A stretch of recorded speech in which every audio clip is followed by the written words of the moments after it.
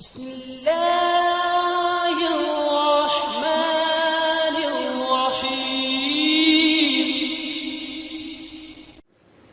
دیکھو، سب سے اہم رشتہ، میری بات غور سے سننا، چونکہ ہمارا معاشرہ اس کو شاید ہضم نہ کر سکے تو آپ بھی نہیں کر سکیں گے۔ سب سے اہم رشتہ خاوند اور بیوی ہے، سب سے مقدس رشتہ ماں باپ، سب سے مقدس رشتہ ماں باپ، لیکن سب سے بنیادی رشتہ خاوند اور بیوی ہے۔ اللہ نے پہلا رشتہ جو دھرتی پہ قائم کیا وہ ایز اے ماں باپ نہیں، ایز اے خاوند اور بیوی۔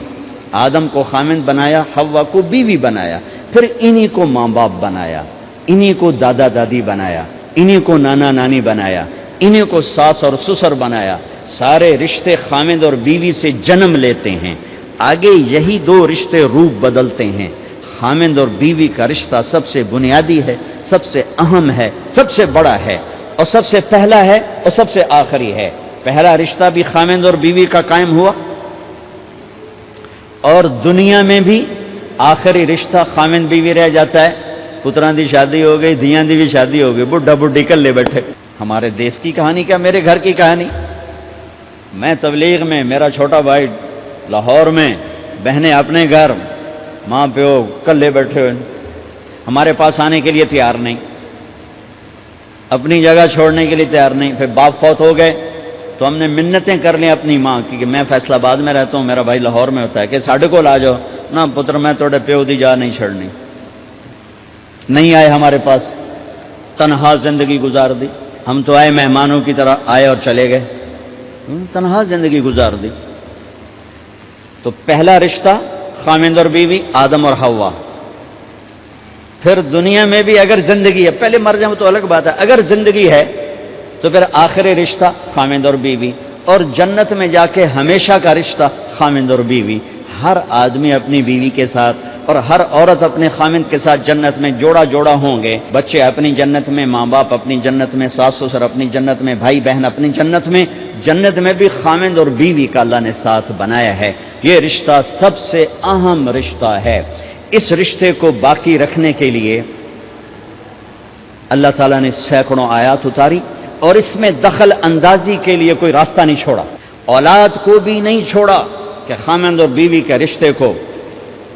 بعض بیویاں ایسی نادان ہوتی ہیں کہ اولاد کی محبت میں خاوند کو ڈیگریڈ کرتی ہیں، بعض خاوند ایسے نادان ہوتے ہیں اپنے ماں باپ کے احترام میں بیوی کو ذلیل کرتے ہیں، اپنے بہن بھائیوں کی سن سن کر اپنی بیوی کو مارتے پیٹتے ذلیل کرتے ہیں۔ یہ ہر گھر کی کہانی ہے۔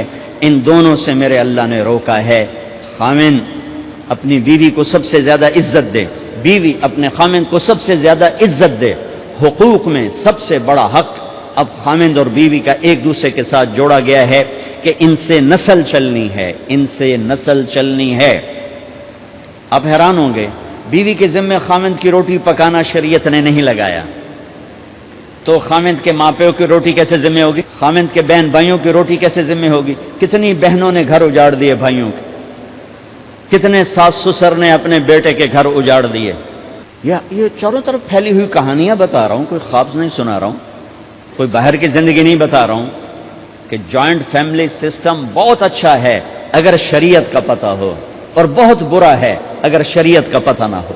چڑا چڑی بھی اکٹھے ہوتے ہیں تو گھونسلہ الگ بناتے ہیں کہ سات سو رکھ دیں سرتے نہ آ پاوے۔ ہمارے دوست ہیں مار ظفر حراج، میں تو ان کی بات سن کے حیران ہو گیا۔ کوئی دین کا پتہ کوئی نہیں، شریعت کا پتہ کوئی نہیں، بہت شریف آدمی، ہمارے قریب پڑوسی ذمہ دار ہیں۔ تو ان کے بیٹے کا نکاح پڑھانے میں گیا، جیسے ابھی عزیز کا نکاح پڑھانا، ان کے بیٹے کا نکاح تھا۔ تو ابھی مہمان نہیں آئے تھے تو میں سے بیٹھے تھے، تو مجھ سے کہنے لگے مولانا صاحب میری بیگم میں نے آخیا کہ گل سن آپ ہوں ہنڈ گئے ہیں، ان کر میرے پتر دا گھر وکھرا بنا۔ او نوے اصل کہ دھی لائے تے آئی تو مڑ اصل اتنے سر تے بیٹھے ہوئی ہے، پہلے میرے پتر دا گھر وکھرا بنا، وہ ڈولی وکھری لایا تو مڑ میں شادی کرساں پتر دی۔ چلو وہ تو طاقت رکھتے تھے، انہوں نے الگ گھر بنایا۔ شریعت نے یہ عورت آنے والی لڑکی کا حق رکھا ہے کہ اگر خاوند کے پاس طاقت ہے تو اس کو الگ گھر دے، اگر وہ ڈیمانڈ کرے کہ آپ مجھے الگ گھر لے کر دیں، تو یہ ماں باپ کی نافرمانی نہیں، یہ حق تلفی نہیں، اس آنے والی کا حق ہے کہ اس نے تیری نسل کو سنبھالنا ہے۔ اگر یہ ساس کے بھی سنیں، سسر کے بھی سنیں، نندوں کے بھی سنیں، دیور کے بھی سنیں، پھر تیری بھی سنیں، تو یہ تو پاگل ہے، یہ بچے کہاں سے پالے گی؟ یہ بچوں کی تربیت کب کرے؟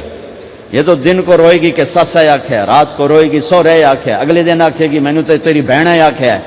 تو اس کو تو بچے پالنے کا وقت نہیں. ہماری نسل کیوں برباد ہو گئی کہ ماؤں نے اپنی ڈیوٹی چھوڑ دی ہے. 3 سال کا بچہ اسکول میں ڈالنے لے بلا سکول والوں کیڑی فکر ہے، انہوں نے پیسے لے کے انہوں کھڈاونا. میرے نبی نے کہا 7 سال تک تو نماز بھی نہ کہو، گلے سے لگا کے رکھو. 7 سال تک نماز بھی نہ کہو، بس اس کو قریب کرو قریب کرو قریب کرو. 10 سال میں جا کے نماز کہو. 3 سال کے بچے کو ڈالتے ہیں اسکولوں میں، اس کے لاشعور میں ماں باپ سے نفرت پیدا ہو جاتی ہے. یہ میری اب بیتی ہے. اللہ نے مجھے تبلیغ میں لگا دیا تو شریعت پڑھنے کے بعد اللہ نے میرا سر جھکا دیا، ورنہ میں تو بالکل باغی ہوتا.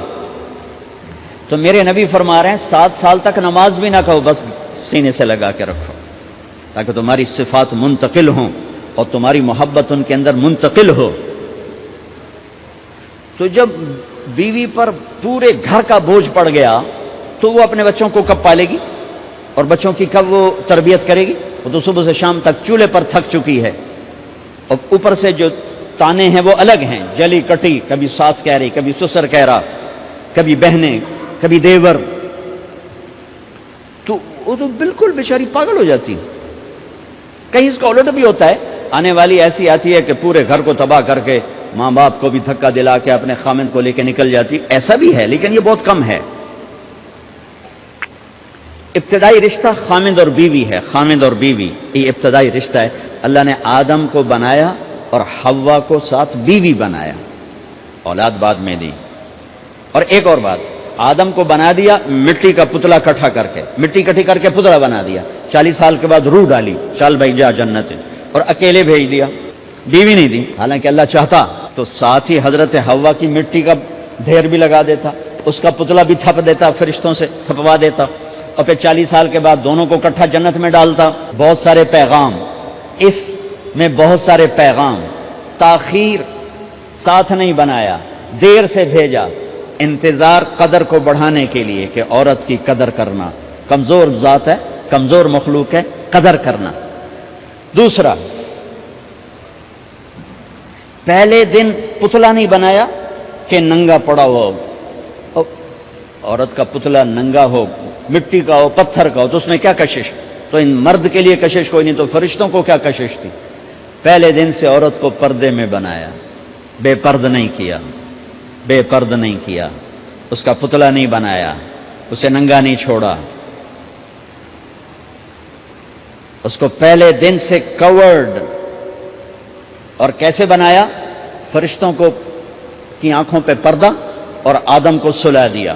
آدم علیہ السلام سوئے ہوئے ہیں، فرشتوں کی آنکھوں کے سامنے پردہ ڈال دیا گیا. جب آدم اٹھے ہیں، اور ایک اور بات، جنت میں رہ کر بھی آدم علیہ السلام کا دل نہیں لگتا تھا، اداس اداس رہتے تھے.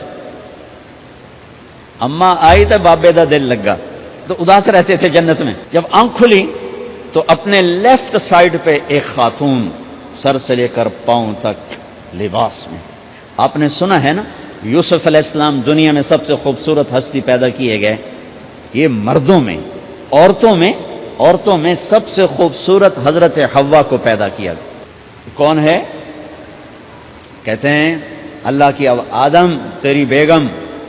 کون ہے تیری بیگم؟ نکاح پڑھایا. پھر کہا آدم مہر ادا کرو. تو انہوں نے پوچھا کیا مہر دوں؟ تو وہاں تو سونا چاندی ڈھیر لگے پڑے تھے. اللہ تعالیٰ کہتے دا من سونا چاہ کے دے دے. میرے اللہ نے کہا تیری نسل میں میرا آخری حبیب آنے والا ہے، اس پہ ایک دفعہ درود پڑھ دے، یہ مہر ہے. سیدھے ہاتھ میں برکت ہے. پیدا کیا الٹی طرف سے. الٹی طرف سے کیوں پیدا کیا ہے؟ کہ الٹی طرف دل ہے، اور دل کے نیچے جو پسلی ہے وہاں سے پیدا کیا. اس میں پیغام کیا دیا کہ عورت جس روپ میں ہو، پہلا روپ اس کا بیوی بنا، پھر وہ ماں بنی، پھر اس آگے بیٹی کا روپ ہے، پھر بہن کا روپ ہے، پھر خالہ ہے، پھوپھی ہے، دادی ہے، نانی ہے، ساس ہے. جس روپ میں بھی عورت ہے اس کو دل کے قریب جگہ دو. یہ دل کے نیچے سے پیدا کرنے میں یہ پیغام دیا گیا ہے. اسے ذلیل نہ کرو، اسے خوار نہ کرو، اسے بے عزت نہ کرو، اس پر شدت نہ کرو. تو پہلا بنیادی رشتہ خامند اور بیوی ہے، اور آخری رشتہ بھی خامند اور بیوی ہے. لیکن اس وقت ہمارے معاشرے میں خامند سے زیادہ اس کے ماں باپ حق جتلاتے ہیں، خامند سے زیادہ اس کی بہنیں حق جلاتی ہیں، خامند سے زیادہ اس کے رشتہ دار حق جتلاتے ہیں، اور جھوٹی سچی شکایتیں لگا کر بیوی سے متنفر کرتے ہیں، اور کہیں بیوی کو خامند سے متنفر کرتے ہیں، آپس میں لڑائی لڑا کے پھر خوش ہوتے ہیں. میرے نبی سے پوچھا جائے یا رسول اللہ آپ کو سب سے زیادہ کس سے پیار ہے؟ تو آپ نے کہا عائشہ سے. اللہ، وہ جھینپ کے کہنے کے نہیں، میں پوچھ رہا ہوں لوگوں میں آپ کو کس سے زیادہ پیار ہے؟ تو آپ کہتے ابو بکر سے. تو آپ نے پھر کہا ابوہا، مجھے عائشہ کے باپ سے زیادہ پیار ہے. پھر پہلے عائشہ کا، تو پھر کہتے ابو بکر. تو آپ نے کہا نہیں، ابوہا، مجھے عائشہ کے باپ سے سب سے زیادہ پیار ہے. یہ آپ کو میسج دیا ہے کہ گھر کی زندگی کیسے ہوتی ہے. کوئی عشق نہیں چڑھا ہوا تھا، میسج ہے نا. ام عائشہ چھوٹی عمر کی تھیں، ان کو آٹا گوندھ کے دیتے تھے، آٹا گوندھ کے دیتے تھے. پھر جب ان کو آٹا گوندھنا آ گیا پھر چھوڑ دیا. پھر ان کو سامنے بٹھا کر لقمے بنا کے کھلاتے تھے. پھر ہم عائشہ رضی اللہ تعالیٰ عنہ کوئی گوشت کا ٹکڑا، وہاں بڑے بڑے گوشت کے ٹکڑے پکائے جاتے تھے، تو کوئی گوشت کا ٹکڑا اٹھایا اور ایسے 2-4 جگہ سے نوچا اور پھر رکھ دیا، سارا کھایا نہیں جاتا تھا. تو اللہ کے نبی اسی کو اٹھاتے اور حضرت عائشہ کو دکھا کر، جہاں سے حضرت عائشہ نے نوچا ہوتا تھا وہاں سے یوں کاٹ کے دکھاتے تھے. پھر حضرت عائشہ رضی اللہ تعالیٰ نے گلاس اٹھایا پانی پینے کے لیے، جہاں ہونٹ لگائے پہ گلاس رکھ دیا. بڑے بڑے گلاس ہوتے تھے تو حضرت ہمارے نبی اٹھاتے تھے، جہاں عائشہ کے ہونٹ لگے ہوتے تھے وہاں ہونٹ لگا کے پانی پیتے تھے. یہ آپ کو سکھانے کے لیے ہے. اپنے گھر والوں کے ساتھ بیٹھ کے کھانا کھاتے